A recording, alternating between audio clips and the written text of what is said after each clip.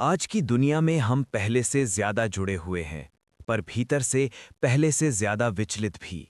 हर तरफ आवाजें हैं, ट्रैफिक, मोबाइल नोटिफिकेशन, लगातार बातचीत और मन के भीतर चलता विचारों का शोर। क्या कभी आपने सोचा है कि इस निरंतर कोलाहल के बीच खामोशी का क्या महत्व है? पुस्तक the power of silence against the dictatorship of noise के पहले भाग में लेखक रॉबर्ट कार्डिनल सराह और निकोलस डियाद बताते हैं कि मौन कोई खालीपन नहीं, बल्कि एक गहरी शक्ति है जो मनुष्य को स्वयं से, सत्य से और आंतरिक शांति से जोड़ती है।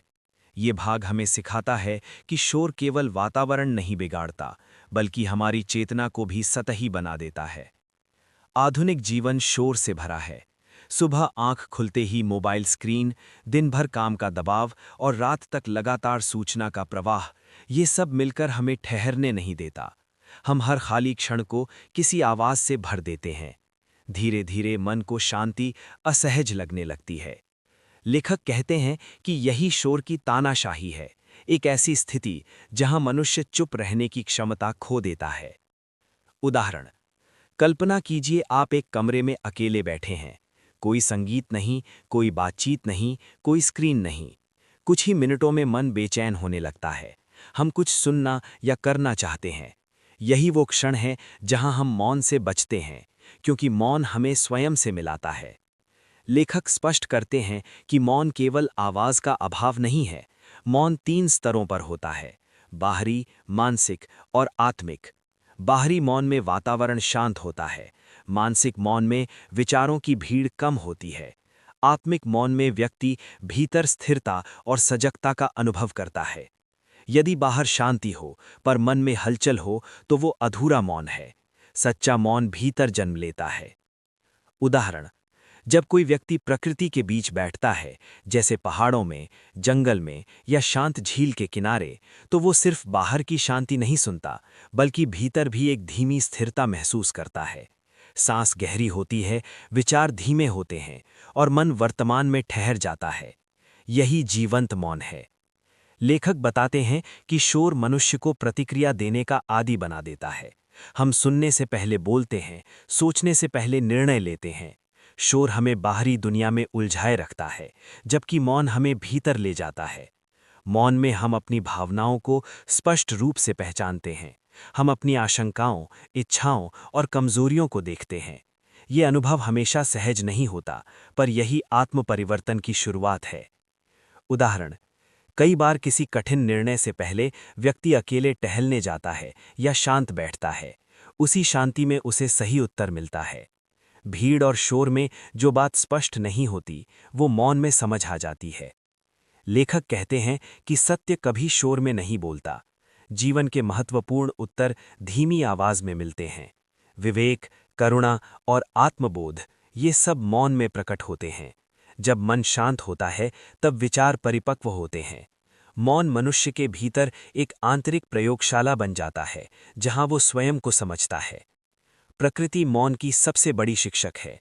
पहाड़, जंगल और गहरी रात हमें सिखाते हैं कि शांति में भी जीवन पूर्ण है। प्रकृति का मौन खाली नहीं होता, उसमें गहरी उपस्थिति होती है। जब मनुष्य प्रकृति में ठहरता है, तो उसकी चेतना जागृत होती है। उदाहरण, एक शिकारी जंगल में बैठा प्रतीक्षा कर रहा है। आसपास कोई तेज आवाज नहीं, केवल पत्तों की हल्की सरसराहट और दूर की ध्वनियां। इस गहरे मौन में उसकी इंद्रियां अधिक सजग हो जाती हैं। यही मौन मनुष्य की जागरूकता को तीव्र बनाता है। मौन मनुष्य को स्वतंत्र बनाता है। जब हम हर उत्तेजना पर प्रतिक्रिया देना बंद करते हैं, तब हम सचेत होकर चुनते हैं कि क्या कहना है और क्या नहीं। मौन हमें भीड़ के प्रभाव से मुक्त करता है। जीवन की गति धीमी होती है और समझ गहरी होती है। मौन एक दर्पण है। जब बाहरी शोर कम होता है, तब हम स्वयं को स्पष्ट रूप से देखते हैं। हम अपने भीतर के सत्य से मिलते हैं। यही मिलन आत्मिक परिपक्वता की शुरुआत है। जो व्यक्ति मौन से मित्रता कर लेता है, वो स्वयं का स्वामी बन जाता है। लेखक के अनुसार मौन का अभ्यास आवश्यक है। बोलने से पहले ठहरना, प्रतिदिन कुछ क्षण शांत बैठना और अनावश्यक सूचना से दूरी बनाना, ये छोटे अभ्यास मन को स्थिर करते हैं। जब शब्द मौन से जन्म लेते हैं तब वो अधिक महत्वपूर्ण होते हैं। अंततः संदेश स्पष्ट है। शोर हमें सतह पर रखता है, मौन हमें गहराई देता है। शोर ध्यान छीनता है, मौन ध्यान लौटाता है। शोर हमें बिखेरता है, मौन हमें केंद्रित करता है। मौन कोई कमजोरी नहीं, बल्कि चेतना की शक्ति है। लेखक बताते हैं कि मनुष्य का सबसे बड़ा संघर्ष बाहर की दुनिया से नहीं, बल्कि अपने भीतर की बेचैनी से है। हम अक्सर बाहरी गतिविधियों में इतने उलझ जाते हैं कि अपने आंतरिक जीवन को सुनना भूल जाते हैं। मौन इस भूल को सुधारता है, यह हमें भीतर लौटने का अवसर देता है। जब मनुष्य मौन में प्रवेश करता है तो सबसे पहले वो अपने विचारों की गति को देखता है। विचार लगातार आते जाते रहते हैं, वे हमें अतीत की स्मृतियों और भविष्य की चिंताओं में भटकाते हैं। मौन इन विचारों को रोकता नहीं, बल्कि उन्हें देखने की जागरूकता देता है। धीरे धीरे मन शांत होने लगता है और चेतना स्थिर होने लगती है। उदाहरण 1। मान लीजिए कोई व्यक्ति दिन भर काम के बाद रात को 5 मिनट शांत बैठता है। शुरुआत में उसे बेचैनी महसूस होती है, मन इधर उधर भटकता है, पर कुछ दिनों के अभ्यास के बाद वही समय उसके लिए सबसे शांत क्षण बन जाता है। यही मौन का परिवर्तनकारी प्रभाव है। लेखक ये भी सिखाता है कि मौन आत्मज्ञान का द्वार है। जब बाहरी आवाजें कम होती हैं, तब मनुष्य अपने भीतर के प्रश्नों को सुनता है। मैं कौन हूं? मेरा उद्देश्य क्या है? मैं किस दिशा में जा रहा हूं? ये प्रश्न शोर में दब जाते हैं, पर मौन में स्पष्ट हो जाते हैं। लेखक कहते हैं कि आंतरिक जीवन के बिना मनुष्य अधूरा है। बाहरी उपलब्धियां तभी अर्थपूर्ण होती हैं जब भीतर शांति हो। यदि भीतर अशांति है तो बाहरी सफलता भी संतोष नहीं देती। मौन इस आंतरिक जीवन को पोषित करता है। उदाहरण 2। कई सफल लोग भी भीतर से खालीपन महसूस करते हैं। वे सब कुछ प्राप्त कर लेते हैं, पर शांति नहीं मिलती। जब वे एकांत और मौन में समय बिताते हैं, तब उन्हें समझ आता है कि सच्चा संतोष भीतर से आता है। मौन और ध्यान का संबंध भी समझाया गया है। ध्यान का अर्थ विचारों से लड़ना नहीं, बल्कि उन्हें शांत होकर देखना है। मौन हमें वर्तमान क्षण में स्थापित करता है। जब हम वर्तमान में होते हैं, तब मन भटकता नहीं और चेतना स्पष्ट होती है। लेखक बताते हैं कि मौन विनम्रता सिखाता है। शोर अहंकार को बढ़ाता है।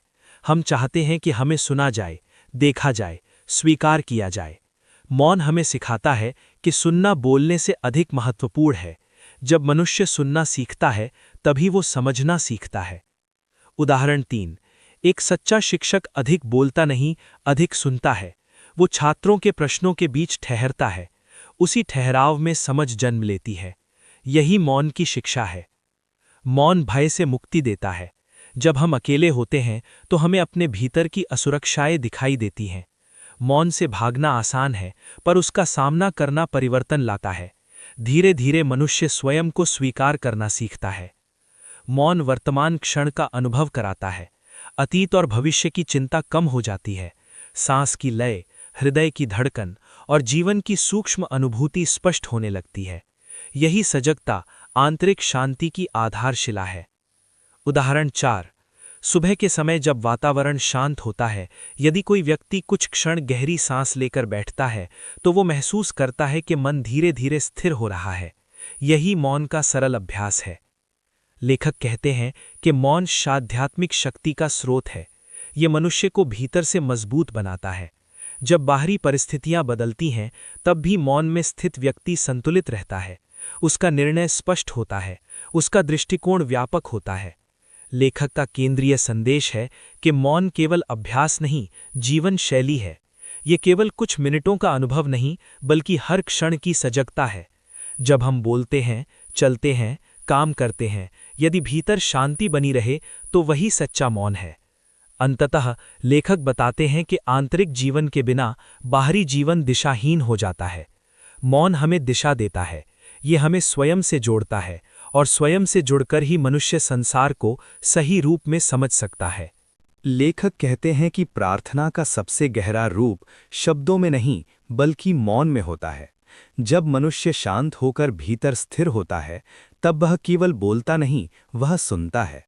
यह सुनना बाहरी ध्वनि को नहीं, बल्कि उस सूक्ष्म उपस्थिति को होता है जो हमेशा हमारे भीतर रहती है। मौन प्रार्थना को गहराई देता है और प्रार्थना मौन को अर्थ देती है। उदाहरण, जब कोई व्यक्ति मंदिर, चर्च या किसी शांत स्थान में बैठकर आंखें बंद करता है और कुछ नहीं बोलता, तब भी एक संवाद चल रहा होता है। शब्द अनुपस्थित होते हैं, पर अनुभव जीवंत होता है। यही मौन प्रार्थना है, जहां मनुष्य अपनी सीमाओं से परे किसी गहरी उपस्थिति को महसूस करता है। ये सिखाता है कि मौन आत्मसमर्पण का मार्ग है। शोर में मनुष्य नियंत्रण चाहता है, पर मौन में वह स्वीकार करना सीखता है। वह समझता है कि जीवन का हर उत्तर तर्क से नहीं, अनुभव से मिलता है। मौन अहंकार को शांत करता है और विनम्रता को जन्म देता है। लेखक बताते हैं कि आध्यात्मिक शक्ति बाहरी प्रदर्शन से नहीं, भीतर की स्थिरता से आती है। जो व्यक्ति मौन में स्थापित होता है, वह परिस्थितियों से आसानी से विचलित नहीं होता। उसका निर्णय स्पष्ट होता है, उसकी दृष्टि व्यापक होती है और उसका हृदय शांत रहता है। उदाहरण, किसी कठिन परिस्थिति में दो लोग अलग अलग प्रतिक्रिया देते हैं। एक व्यक्ति तुरंत घबरा जाता है, दूसरा कुछ क्षण शांत रहता है और फिर निर्णय लेता है। वही शांत व्यक्ति भीतर की स्थिरता से संचालित होता है। यही मौन की शक्ति है। मौन और करुणा के संबंध को भी समझाया गया है। जब मनुष्य भीतर शांत होता है, तब वह दूसरों को गहराई से सुन पाता है। वह केवल शब्द नहीं सुनता, बल्कि भावनाओं को भी समझता है। मौन हमें संवेदनशील बनाता है। यह हमें दूसरों के दुख और आनंद दोनों को महसूस करने की क्षमता देता है। लेखक कहते हैं कि शोर हमें बाहरी दुनिया में व्यस्त रखता है, जबकि मौन हमें अस्तित्व के मूल से जोड़ता है। यही जुड़ाव आध्यात्मिक अनुभव का आधार है। मौन में मनुष्य अपनी सीमित पहचान से आगे बढ़ता है और व्यापक चेतना का अनुभव करता है। उदाहरण, सुबह के शांत समय में जब वातावरण स्थिर होता है, यदि कोई व्यक्ति कुछ क्षण ध्यान में बैठता है, तो वह अनुभव करता है कि विचार धीरे धीरे शांत हो रहे हैं। उसी शांति में एक गहरी स्थिरता जन्म लेती है। यही आध्यात्मिक मौन है। लेखक यह भी बताता है कि मौन जीवन को पवित्र बनाता है। जब हम सजग होकर बोलते हैं, चलते हैं और कार्य करते हैं, तब हर क्रिया में एक गहराई आती है। मौन केवल ध्यान का क्षण नहीं, बल्कि जीवन का दृष्टिकोण बन जाता है। लेखक के अनुसार सच्चा मौन मनुष्य को भीतर से परिवर्तित करता है। यह भय को कम करता है, विश्वास को मजबूत करता है और जीवन को अर्थ देता है। जो व्यक्ति मौन में जीना सीख लेता है, वह बाहरी परिस्थितियों से ऊपर उठकर स्थिर शांति का अनुभव करता है। उदाहरण, एक व्यक्ति प्रतिदिन कुछ मिनट मौन में बैठता है। समय के साथ उसका व्यवहार बदलने लगता है। वह कम प्रतिक्रिया देता है, अधिक समझता है और कठिन परिस्थितियों में भी शांत रहता है। यही मौन का परिवर्तनकारी प्रभाव है। लेखक का केंद्रीय संदेश यह है कि मौन केवल अभ्यास नहीं, आध्यात्मिक जीवन का हृदय है। यह मनुष्य को भीतर की शक्ति से जोड़ता है। जब शब्द समाप्त होते हैं, तब सच्चा अनुभव शुरू होता है। मौन में मनुष्य केवल सुनता नहीं, वह अनुभव करता है।